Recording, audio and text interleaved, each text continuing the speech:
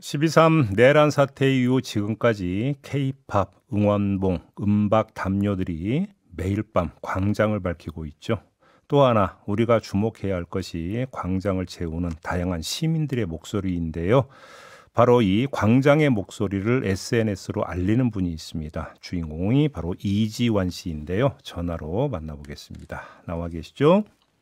안녕하세요. 네. 간단하게 좀 자기소개 좀 부탁드릴게요. 네, 저는 말빛이라는 이름으로 활동하고 있는 이지환이라고 합니다. 네. 저는 30대 초의 평범한 직장인이고요. 음, 지금은 이제 비상계엄 이후에 광장과 거리에서 나오고 있는 음. 발언들을 모으고 기록하는 활동을 하고 있습니다. 직장인이세요? 네네. 그러면 아니 그 매일 그 광장에 나가시는 거잖아요. 아, 지금은 이제 휴식 아, 상태입니다. 휴식 상태라. 야, 네, 그러시구나. 네. 알겠습니다. 말빛이라는 단어는 어떻게 생각해 내신 걸까요? 이번 내란 국면에서 이제 주목을 받았던 게 이제 좀 형형색색으로 빛나는 응원봉이었잖아요. 그렇죠. 네, 저는 이제 발언대에서 울려 퍼진 어떤 다양한 삶의 서사가 음, 이제 각자 다른 빛으로 빛나는 응원봉을 닮았다고 생각을 했어요. 음, 그래서 이제 저마다 다 다른 응원봉이 다 같은 목적 하에서 같이 어우러지고 빛나게 되었잖아요. 예, 그것처럼 이제 다 동떨어진 것처럼 보였던 삶의 이야기들이 음, 모두 연결되어 있다는 게 이번 국면에서 드러난 것 같고, 음. 그래서 이제 말에도 빛이 있다는 의미로 말빛이라는 이름을 쓰게 되었습니다. 아, 말 그대로 빛처럼 빛나는 말 이런 뜻이 네, 되겠네요. 말벌이라는 단어도 있다면서요. 말벌. 네네. 이건 무슨 뜻이에요? 아, 그게 말벌 아저씨라는 유행어에서 파생된 별명이라고 알고 있거든요. 예. 이제 말벌이 있는 곳이면 이제 다 달려가는 어떤 양봉업 종사자분이 인터넷에서 화제가 된 적이 있어요. 음. 그래서 그분처럼 투쟁이 있는 곳, 뭐 연대가 필요한 곳이면 어디든 다 달려간다. 아, 라고 해서 이제 말벌 시민, 말벌 동지라고 부르는 별명이 이제 생겼습니다. 광장에서 목소리 내는 시민들을 말벌이라고 부르시는 거네요. 네, 네, 저는 땡벌이 익숙해서. 네, 네, 알겠습니다. 죄송합니다. 쓸데없는 네, 얘기해서. 하루 일과가 집회 참여로 시작을 해서 이 기록하는 걸로 끝난다고 들었는데요. 좀 네. 소개를 해주시죠. 어떤 식으로 활동하고 계시는 거예요? 아, 저는 이제 처음에는 주로 탄핵 집회를 위주로 참석을 했는데요. 네, 근데 이제 탄핵 집회에서 다양한 이제 투쟁 사업장들 음, 이제에 대한 이야기를 듣게 되었어요. 음, 그래서 이제 2월부터는 어떤 정리해고에 맞서서 투쟁하는 뭐 세종호텔 노동자들의 네, 네, 집회라던가 네, 네. 이제 그 하청 노동자 관련해서 싸우는 이제 거제 통영 고성 조선 하청지의 노동자들 집회, 그리고 이제 그 부당 정보와 해임에 맞서서 싸우는 지혜복 선생님과 연대하는 집회, 음, 그리고 뭐 동덕여대 집회, 음. 그리고 뭐 다양한 집회에 참석을 하고 있습니다. 그래요. 그러면 그 어떤 식으로 기록하고 공유하시는 거예요? 일단 집회에 참석을 해서요. 근데 음, 이제 제 기록 원칙이 음. 현장에서 발언 수집을 하고 네. AI 같은 것에 의존하지 않고 직접 발언을 받아 적는 거거든요. 아, 다 네, 받아 적으세요, 그거를? 네네. 어이구, 예.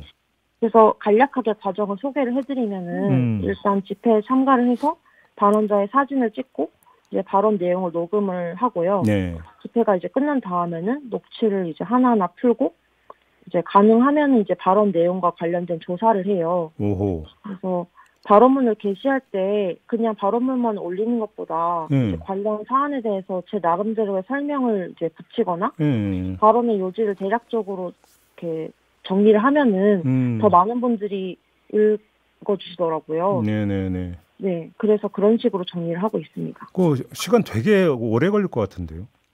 네, 집회 하나당 한 5시간 정도 걸리는 것 같아요. 오, 매일 근데 그 작업을 하고 계시는 거예요?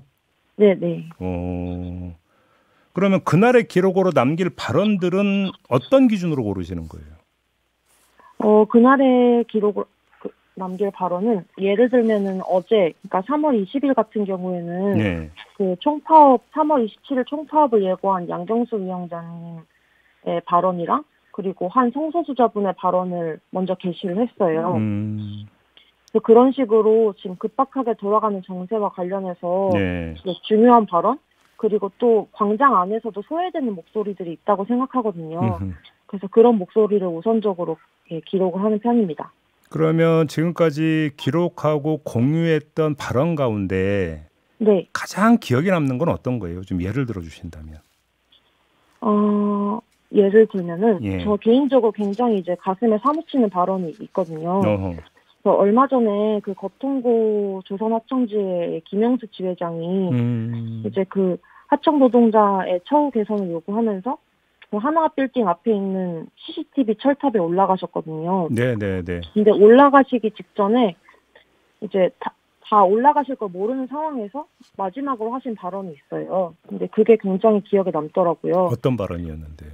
발언 내용이 이제 청계천에 관한 것이었거든요. 네. 그래서 청계천 팔가를 부르시고 나서 발언을 하셨는데 하나 빌딩 농성장 앞에서 바라본 어떤 청계천의 풍경, 전태일 열사 흉상에서부터 명동성당 앞에 있는 이름 모를 노숙인에 대해서까지 되게 세세하게 그 풍경을 말씀하셨어요. 예. 근데 이제 제가 다음날 새벽이 되고 나서 이제 그 발언의 의미를 알게 된 거예요. 왜냐면은 지금 올라가 계신 그 철탑에서는 그 풍경이 훤히 다 내려다 보이거든요. 네네네.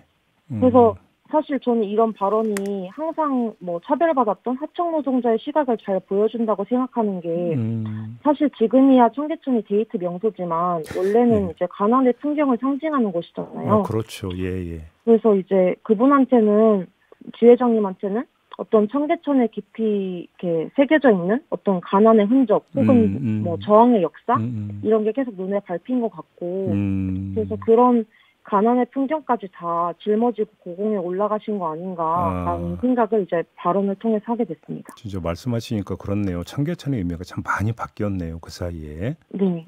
그렇네요. 그럼 아직 알리지 못한 빛나는 말도 있을까요? 네. 제가 꼭 이번 기회로 알리고 싶은 말이 있는데요. 네. 그 아직 발언의 형태로 이제 광장에서 완전히 울려 퍼지진 못해서 널리 알리지는 못했는데 이제 한 대학생분이 이제 3월 27일 그 민주노총 총파업에 맞춰서 이제 거리로 나오겠다라는 그런 결의를 담아서 쓴 글이 있어요. 네.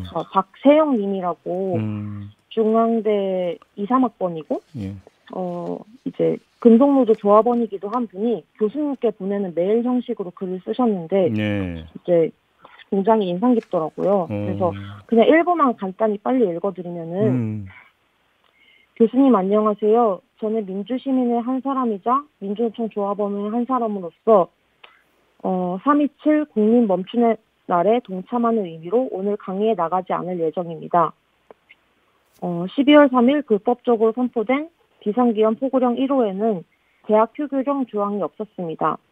대학은 이제 더 이상 실천하는 지성의 전당이 아니기 때문에 정권의 탄압 대상이 아니게 되었습니다.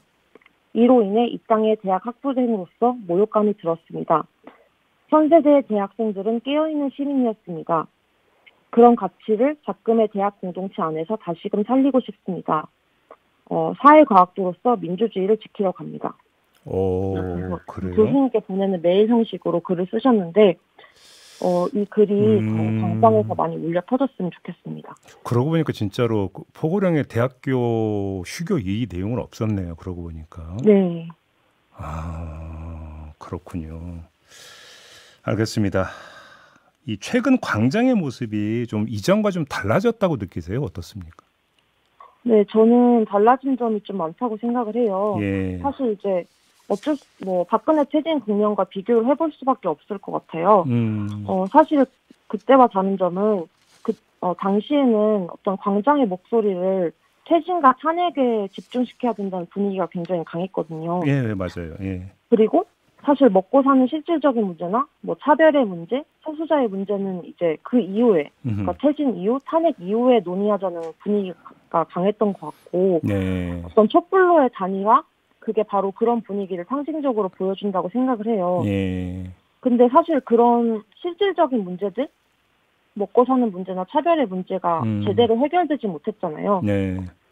그걸로 인해서 많은 청년들이 무기력에 빠졌었다고 생각을 하고, 근데 이제 그래서 이제 윤석열 집권 이후에 사실 굉장히 많은 문제들이 있었음에도 광장이 좀 잠잠하긴 했잖아요. 그게 이제 바로 그 무력감 때문이라고 생각을 하거든요. 근데 이번에 비상계엄이 터지고 다 각성을 하게 됐잖아요. 그러면서 이제 그 무력감 뒤에서 계속 천천히 축적되고 있던 분노가 터져 나왔다고 생각을 하고, 이제 사실 촛불을 기억하는 시민들은 계속 그때처럼 다양한 의제들을 탄핵 이유로 밀어두면은 파면 이후에 민중들이 어떤 과실도 얻지 못하게 될 것이다 라는 걸 좀 깨닫게 된 것 같아요. 예. 그래서 이제 그런 다양한 의제들을 상징하는 게 이제 응원봉인 것 같거든요. 네네. 촛불과 달리 다 저마다 다른 빛을 내잖아요. 그렇죠. 그래서 이제 파면만큼 중요한 게 파면 이후 세상에 대한 청사진이다 라는 걸 다 모두가 알고 있고 그런 정서를 공유하고 있기 때문에 말벌 시민이 탄생한 거라고 생각을 합니다. 그렇군요. 아무튼 이 광장의 말들을 이제 그날 그 기록을 해서 다시 이제 공유를 하는데 공유하는 공간은 지금 SNS인 거잖아요. 네네. 혹시 이거를 보니까 다시 또 모아가지고 영원히 보관하기 위해서 뭐 책으로 낸다든지 혹시 이런 계획도 갖고 계세요? 아, 네. 사실은 이제 처음에는 연구자들이 참고할 수 있는, 그러니까 역사 연구에 참고할 수 있는 사료집을 만드는 게 목표였어요. 네네. 제가 그 전공자였기도 해서. 예. 근데 이제 지금은 좀 연구자 집단을 넘어서 좀 최대한 많은 분들께 지금까지 기록을 보여드리고 싶다는 목표를 가지고 있습니다. 근데 그래요. 이제 구체적인 방법에 대해서는 이제 아직 고민 중에 있습니다. 아니, 근데 신체적으로 힘들지 않으세요? 힘들긴 한데 그래도 이제 어떤 발언이 울려 퍼질 때마다 정말 세상을 바꾸는 거는 이제 소수의 뭐 엘리트 정치인이나 뭐 학자들이나 이런 사람이 아니라 민중들이라는 걸 이렇게 깨닫게 되는 순간들이 많거든요. 예. 그래서 그런 희망을 얻을 때마다 그래도 좀 이겨내는 것 같습니다. 알겠습니다. 네. 아마 많은 울림이 있을 거라고 저는 그렇게 믿습니다. 아무튼 감사합니다. 고생 많이 하시고요. 오늘 인터뷰 네. 좀 이렇게 마무리해야 될 것 같습니다. 고맙습니다. 네. 감사합니다. 네, 광장의 말을 모아서 SNS로 알리고 있는 말빛 이지환 씨였습니다.